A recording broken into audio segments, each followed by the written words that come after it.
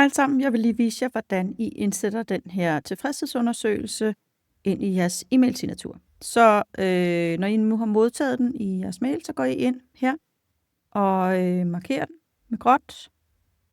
Det er et billede, som I markerer, og hvor der så er et aktivt link. Og I markerer det, og så trykker I Ctrl+C. Og så har I den med jer, når I nu går over her i indstilling. Og I går videre ind på mail, og I går ind på signaturer. Og så laver I en ny signatur. Nu kalder jeg den i det her tilfælde NPS test. NPS står for Net Promoter Score, og det er også det, man kalder sådan en tilfredshedsundersøgelse, som vi laver her. Sådan. Og så kopierer vi billedet ind ved at sige Ctrl+V. Nu skal jeg selvfølgelig have navnet med og sådan noget, og resten fra den gamle signatur.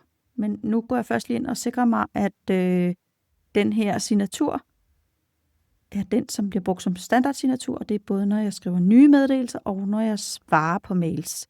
Og det vil jeg anbefale, at I bruger den her signatur, i hvert fald den næste måneds tid, så vi kan få en rigtig god svarkvote på det.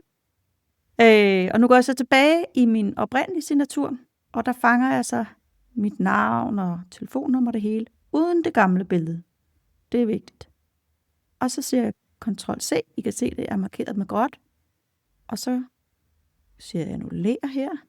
Og så går jeg også ind. Så skal jeg så ind i den, der hedder test.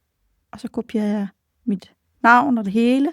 Alt teksten kopierer vi ind foran billedet her. Sådan så det ligger samlet. Kan I se, det ligger det.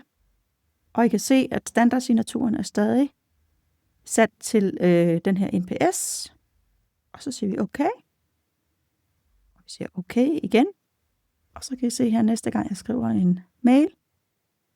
Så kommer den op hernede. Man kan eventuelt lige lave et mellemrum. Det tror jeg godt, I selv kan finde ud af.